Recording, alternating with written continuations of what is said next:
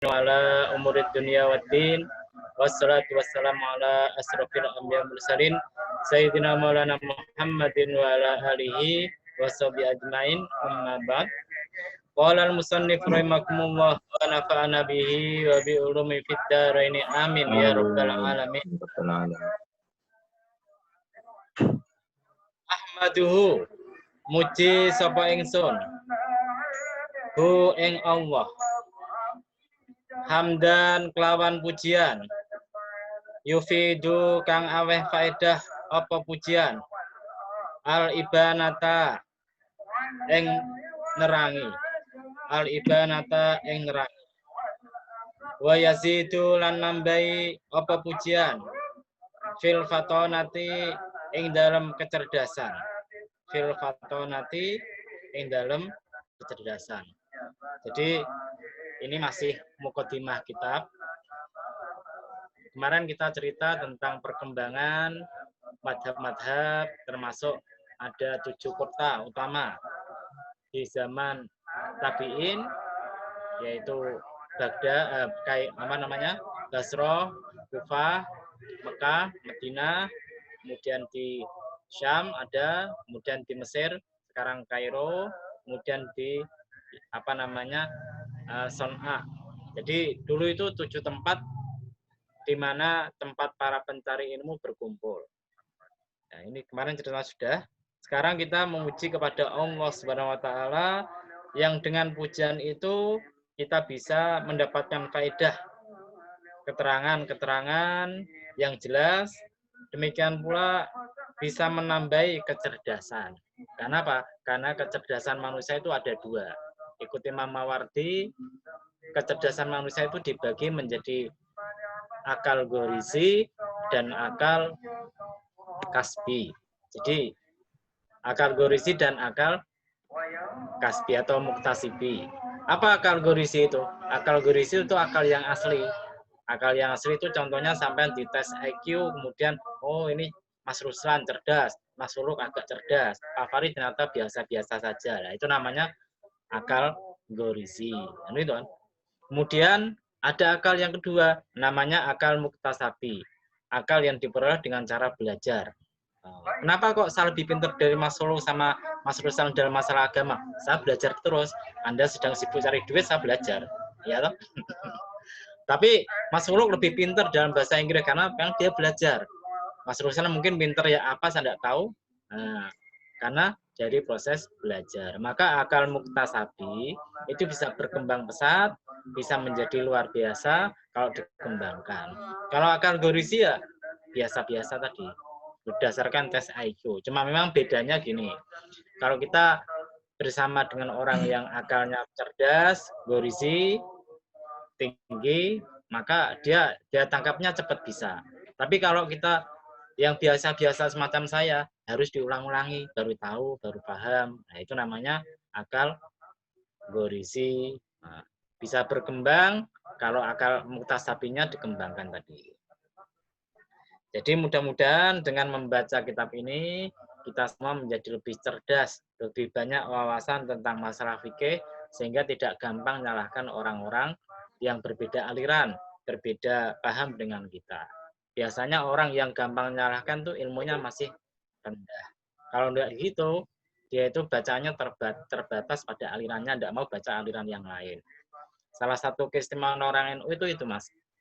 Mau baca-baca kitab orang lain. Kitab Syiah dibaca, kitabnya Wahabi Salafi pun dibaca. Tapi kalau Anda lihat orang Salafi Wahabi suruh baca kitabnya orang NU, apalagi bahas tahlilan, wah langsung enggak ilfil. Ya, langsung enggak mau biasanya. Takut terpengaruh. Ya, takut terpengaruh karena dalilnya lebih kuat kita dari mereka. Kan saya kadang-kadang sering baca kitabnya orang Salafi. Kadang itu dia itu menggampangkan. Enggak ada hadisnya tawasul, enggak ada ajaran Kanjeng Nabi. Yang terbaru kemarin dikupas sama siapa? Kiai dari Jawa Timur, saya lupa namanya. Ada seorang masayih yang sudah pakai jenggot, pakai serban, dengan berapi-api mengatakan Quran itu enggak boleh dicium, habis baca kok dicium. dibaca habis dibaca biarkan saja. Kalau dicium itu namanya bid'ah. Kanjeng Nabi tidak pernah mencontohkan. Maka sama kiai dari yang terangkan, gimana mau mencontohkan zaman Kanjeng Nabi Quran belum dibukukan, ya toh? Mereka hafal Quran, mau nyium siapa? Mau nyium orangnya. Maka itu namanya ikut Kiai NU tadi sudah bodoh, jamaahnya ikut bodoh. Kan gitu kan? Nah, zaman Nabi belum dibukukan mau nyium Al-Quran tuh gimana? Al-Quran tuh dibukukan pada zamannya Abu Bakar, tapi masih satu. Kemudian zamannya Utsman bin Affan dibukukan menjadi 6 buah, dikirim ke berbagai negara. Nah, 6 buah itulah yang salah satunya mushaf yang kita baca tadi itu. Nah, jadi kalau Kanjeng Nabi tidak nyium Al-Quran ya wajar, tidak ada Qurannya yang dibukukan. Kalau memakai dalil itu ya dilihat sejarahnya. Karena itu namanya kalau kita Al-Quran dolun wa adolun, sudah sesat menyesatkan yang ngaji. Itu Mas. Paham ya? Jadi jangan gampang menganggap bid'ah sesuatu itu. Wa asyhadu lan nyekseni sapa ingsun an ing setune kelakuan. La ilaha ora ana pangeran iku maujud illallah kejaba Allah wahdahu halis wijine Allah. La syarika ora ana sekutu iku maujud lahu iku kedue Allah. Ma a'dhama sultanahu.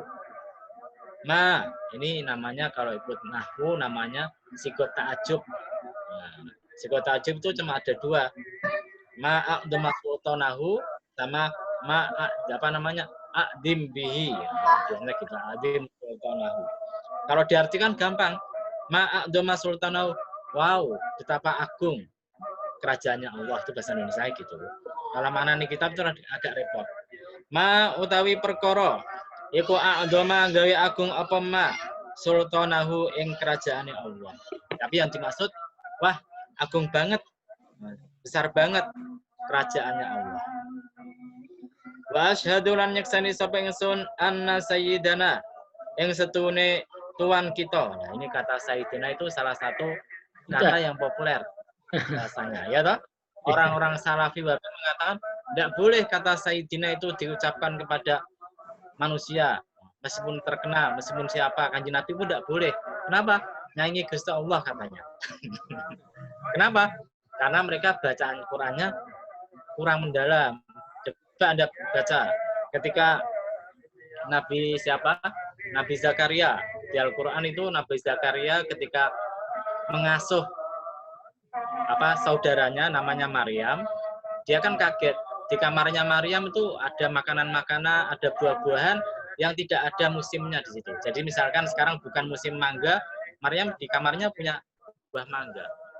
Maka melihat karomahnya Maryam, maka Nabi Zakaria kemudian teringat dia tidak punya putra. Akhirnya berdoa kepada Allah, Nalikada Zakaria Rabbah. Maka Nabi Zakaria minta kepada Allah supaya dikasih anak. Ikut para ahli tafsir, jarak antara doanya sama dikabulkannya itu sekitar 80 tahun. Jadi orang berdoa itu harus sabar. Misalkan Mas Rusan minta didoakan berdoa pada Allah punya 2 istri, misalkan. Maka belum tentu sekarang dikabulkan, bisa jadi 5 hari, 5 tahun lagi, 10 tahun lagi bisa punya 2 istri. Yang penting aslinya tidak ketahuan istrinya, tidak apa-apa lah. Misalnya 40 tahun gimana, Pak? Ya, Anda masih bisa toh. Laki-laki kan sampai tua kan masih bisa strong, masih kuat toh. Tidak ada. Yang ada itu wanita. Wanita itu rata-rata 40 ke atas itu sudah menopause. Laki-laki tetap kuat. Ikut sejarah itu, ikut riwayat ada puber kedua toh. Anda ini masih puber pertama, belum mengalami puber kedua nanti. Puber kedua nanti istrinya tidak kuat, Anda sudah masih kepingin saja. Jadi kita kembali ya. Nabi Zakaria itu antara dilahirkannya anaknya sama doanya itu 80 tahun.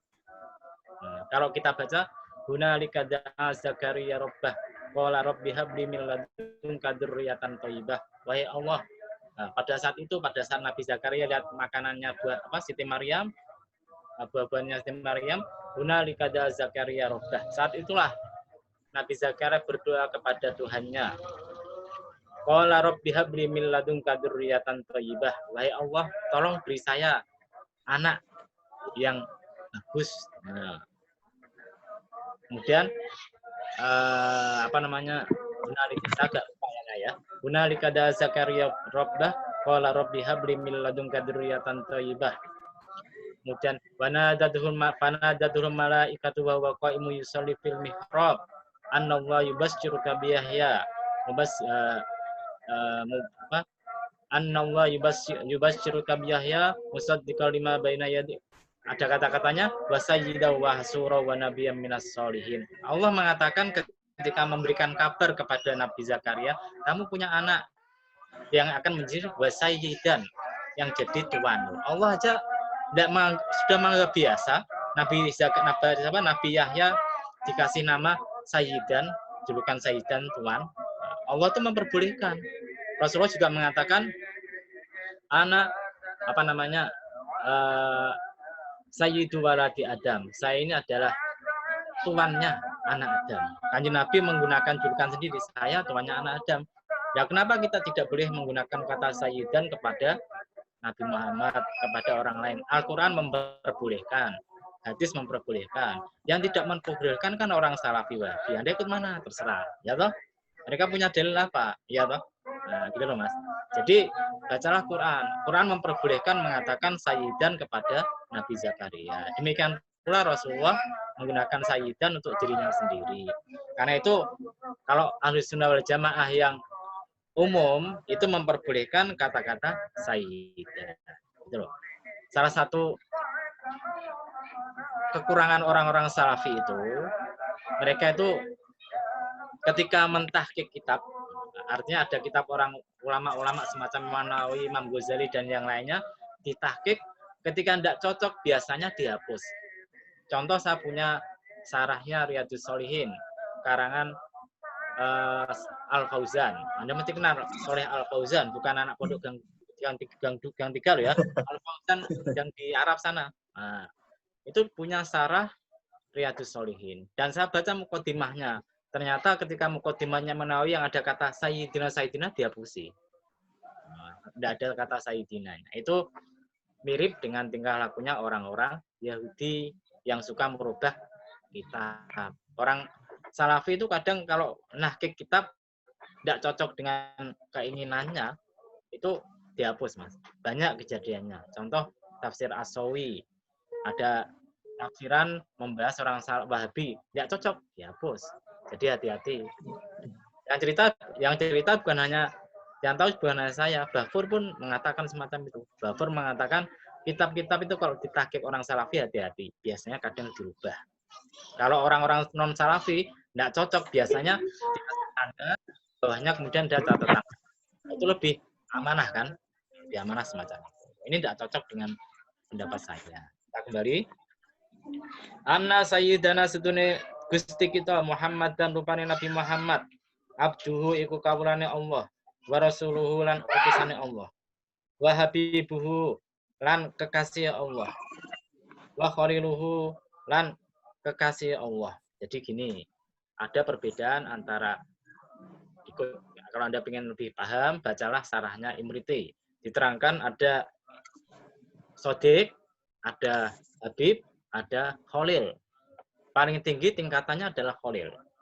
Sodik itu ya teman lah, teman akrab, teman ngopi, teman kemana-mana, tapi diutangi tidak bisa. Nah, kadang diutangi tidak bisa. Itu namanya Sodik. Gitu kan. Kemudian ada namanya Habib. Habib itu teman ngopi juga, tapi Anda utang boleh. Anda ada kesukaran dibantu. Nah, itu namanya Habib, kekasih. Khalil, itu Khalil lebih parah. Anda salah pun dibela sama Khalil itu. Wah, gitu loh. Utang banyak, nggak punya duit dikasih duit. Nah, Anda usah minta. Jadi Khalil itu tingkatan tertinggi kekasih. Jadi kalau Anda panggil ke istrinya Khalil, oh itu sebetulnya julukan dia romantis. Tapi istri Anda mesti marah-marah. Nama saya enggak Khalil kalau dipanggil Khalil. Ya loh. Itu paling tinggi. Kalau Habib istrinya mesti seneng. Habibah, wahai Habibah. Wah, seneng dia. Tapi kalau wahai Khalilah, wah. Khalilah. Aneh Khalilah, Pak. Khalil padahal tingkatannya lebih tinggi dari Habib gitu loh, Mas. Karena itu Ibrahim Khalilullah, ya loh. Ibrahim itu kekasihnya Allah karena dia merupakan kekasih tertingginya Allah Subhanahu wa taala, gitu loh. Alladzi asamahu kang jogo atau ngrekso sapa Allahu ing Kanjeng Nabi. Wahamahu ya sama. Lan jogo sapa Allahu ing Kanjeng Nabi. Wasonahu lan jogo sapa Allahu ing Kanjeng Nabi. Ini sama semua. Jadi kita mengucapkan syahadat dulu, namanya pertama syahadat tauhid. Kita bersaksi bahwasanya tidak ada Tuhan selain Allah. Ini adalah kuncinya orang masuk surga. Anda tidak punya kunci ini, percuma. Anda ngakui Kanjeng Nabi Muhammad, sholat dan lain sebagainya, tapi tidak baca syahadat, ya percuma. Karena kuncinya masuk surga itu adalah asyhadu alla ilaha illallah. Tuh, lihat, Mas Muluk santai sambil makan ya. Oh, Mas, terserah sambil ngopi. Kok ya. Nah, santai aja, Mas. Ngajinya dibikin santai aja. Kemudian kita bersaksi bahwasanya Nabi Muhammad adalah utusan Allah yang dijaga sama Allah Subhanahu wa taala. Karena salah satu sifat Nabi itu adalah maksum, dijaga. Bahkan sebelum beliau itu diangkat jadi Nabi, dia dijaga oleh Allah Subhanahu wa taala. Jadi Kanjeng Nabi itu pernah cerita pada waktu muda setelah menggembala kambing itu dia itu pingin nonton, kalau zaman sekarang itu namanya konser orkes. Biasanya kalau ada orang punya hajat kan orang Arab itu manggil penari, penyanyi. Nah, Kanjeng Nabi itu tertarik, pingin lihat semacam itu. Ketika masih muda, namanya manusia kan wajar, Mas. Maka pada waktu itu Kanjeng Nabi sudah janjian sama temannya. Nanti malam kita ketemu di tempat IPA itu, kita lihat orkes lah kemana. Betul. Ketika sudah malam ditunggu temannya, Nabi Muhammad tidak datang. Biasanya ditanya, wahai Muhammad, kamu kemana tidak datang? Maka Nabi Muhammad mengatakan, wah, saya ketiduran. Nah, ketiduran. Kanjeng Nabi dibikin tidur sama Allah Subhanahu wa taala. Akhirnya janjian lagi sama temannya, lihat orkes lagi. Ternyata kejadian sama lagi. Beliau ketika mau lihat ketiduran lagi sama Allah. Ditidurkan sama Allah Subhanahu wa taala. Akhirnya Kanjeng Nabi sudah tidak minat nonton orkes itu. Nah, gitu. Ini Kanjeng Nabi.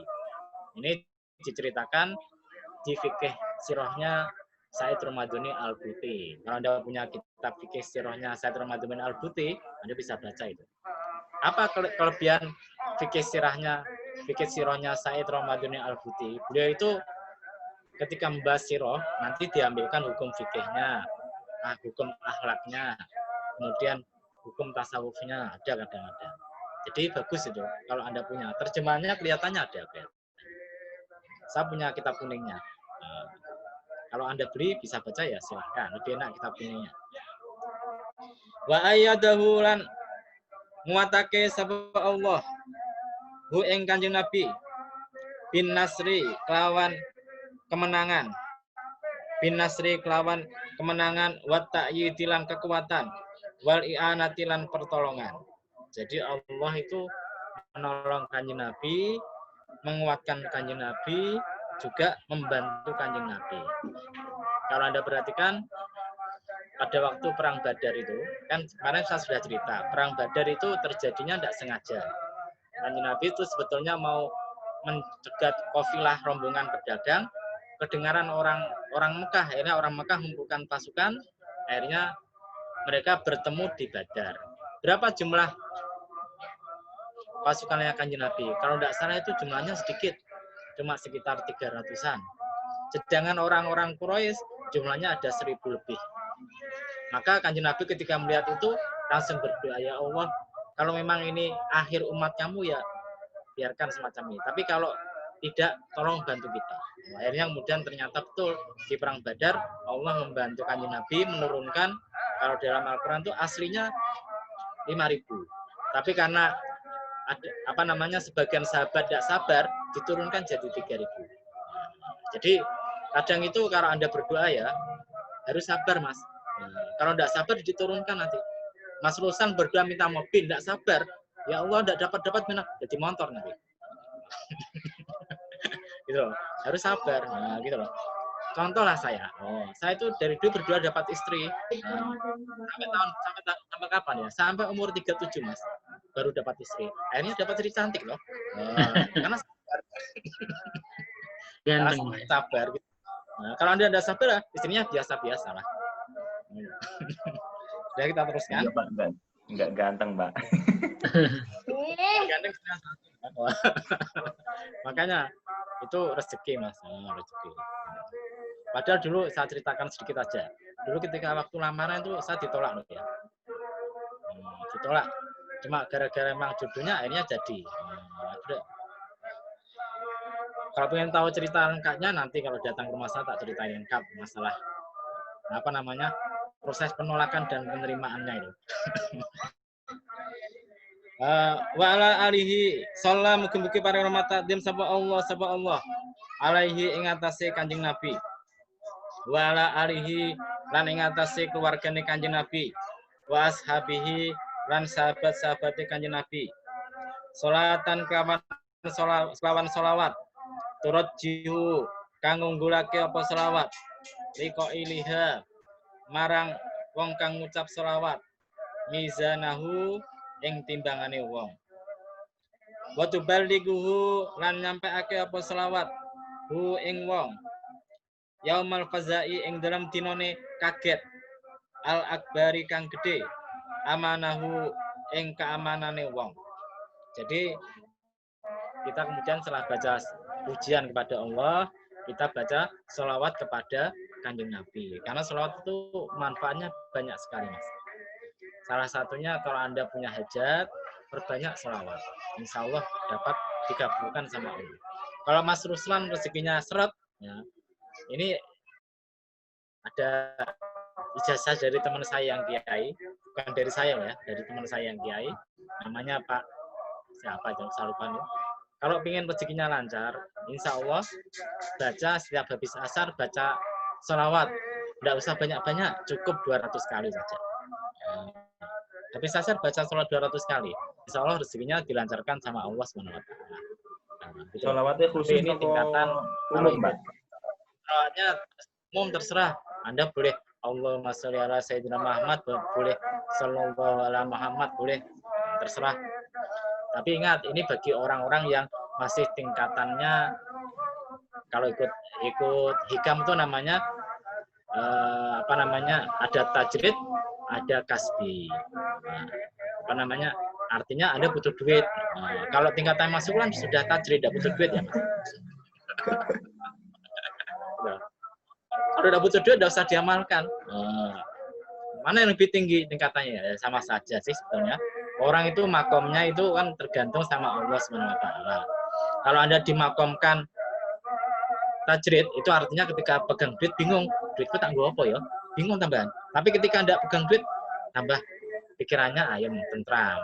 Tapi kalau makomnya bukan tajrid, makomnya adalah kasab lah. Kasab, cari duit, semacam saya Mas Ruslan. Tidak punya duit, bingung. Istrinya nanti makan apa? Anaknya jajan pakai apa? Bingung. Itu berarti makamnya kasab. Terus terang kalau saya masih makam kasab, belum bisa makom tajrid, tidak punya duit, bingung. Kalau Anda saya tidak tahu makamnya yang mana.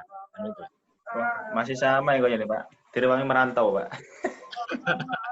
Mas Ulu kelihatannya sudah bisa tajrid ya. Amin. Ini Mas, tajrid itu perlu apa sih? Tidak usah kerja sudah dapat duit. Nah, gitu. Nah, karepe ingin niku, Pak. Pasti. Ya, tapi kan karepe Allah lain lagi. Karena itu salah satu resep hidup bahagia itu ikut Imam Ibnu Athaillah. Bahasa Arabnya gini, kum haitsu aqamakallahu wala takum haitsu aqamaka nafsuka. Artinya apa? Tempatkanlah diri kamu di mana Allah menempatkan. Jangan menempatkan diri kamu di mana diri kamu ingin menempatkan diri. Semacam saya ini ditempatkan Allah sebagai dagang. Ya tidak kepingin jadi pegawai negeri, tidak pengen jadi pegawai kantoran. Nah itu karena sudah ditempatkan sama Allah, dinikmati. Mas Huluk di kantoran, ya enggak usah iri sama pedagang. Nah, gitu loh. Mas Ruslan di sawah, ya enggak usah iri sama saya kalau banyak duit saya gitu. tapi orang kalau punya sawah itu kadang-kadang lebih kaya loh ya. Lebih kaya dari orang yang kelihatannya kaya semacam saya. Nah, sudah. Jadi kita baca salawat salah satunya tadi bisa memperlancar rezeki, punya hajat. Kalau tidak kesampaian terus, cobalah baca salawat perbanyak. Kalau Yang masih belum, berikutnya, berarti masih nganu Pak ya? Belum dikabulkan ingat, atau masih takdirnya Pak ya? ini loh Mas, doa kan dikabulkan. Doa itu dikabulkan sama Allah SWT. Allah berfirman, Ud'uni astajib lakum. Kamu itu berdoalah padaku. Tak kabul tak kabul. Kemana kan gitu. Tapi ingat, pengabulannya Allah itu ada beberapa macam. Pertama, dikabulkan sesuai dengan selera Anda. Mas Huluk pengen punya mobil. Nah, misalkan mobilnya pengen Panther apa-apa, maka dikabulkan sesuai dengan keinginannya. Itu cara yang pertama. Ada cara yang kedua, dikabulkan tapi menurut Allah itu lebih bagus daripada yang pertama. Contoh misalkan dulu Mas Ruslan, dulu punya pacar toh, mesti pengen nikah sama pacarnya itu. Siapa tuh saya lupa. Tapi ternyata ya itu saya tahu, tapi itu off the record saja lah.